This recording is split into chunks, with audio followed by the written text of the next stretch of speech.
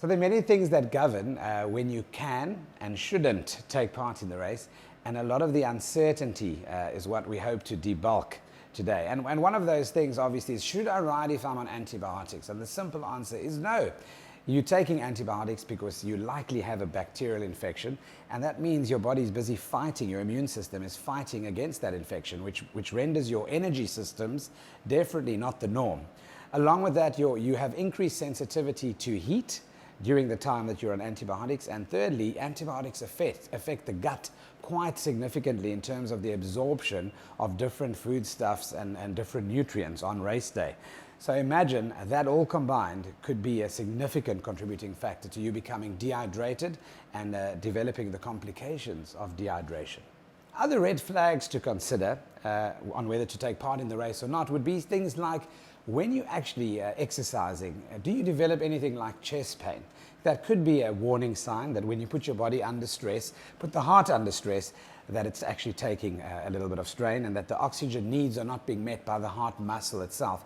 Dizziness, excessive dizziness and lightheadedness when training, also important. That could point to a few things in the cardiovascular system, including things like abnormal rhythms of the heart, either too fast or too slow, and also obviously possible angina or narrowed coronary blood vessels that need to be checked out beforehand, as well as identifying while you're taking your chronic meds, developing these symptoms of dizziness, nausea, vomiting, and instability. So often on cold mornings you'll have a little bit of a sniffle or a runny nose. That doesn't mean you can't ride the race. It means that you should look a little bit broader in terms of the associated signs and symptoms, which would be things like, have you had any fever, night sweats, any ear pain for a possible ear infection, and then do you have a sore throat, for example, as well. That combined with symptoms like shortness of breath are very, very important in deciding whether you ride this race or not. Vision is something that people often forget about. When you're on the bike and you're busy training and you have repeated episodes of blurry vision, don't ignore it. It could even indicate something as simple as a low glucose while you're training at high demand. So quite a few things to remember, but those are just a few highlights. So sometimes the tenacity of the human spirit can work against us, and that's sometimes when we don't know when to stop on race day.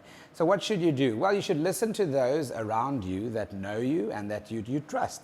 And the people in this case would be some of your fellow riders that know you well and can see something's just not 100%. Sometimes you even might be a little bit confused and a little bit argumentative on race day, determined to make it over that finish line. Remember that we're there to help you absolutely enjoy and ride the best race ever.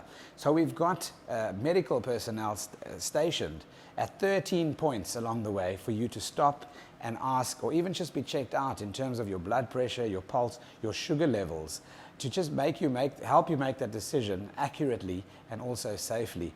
And that's what it's all about. So we all have a responsibility to fellow riders, spectators, and even to ourselves to provide that support.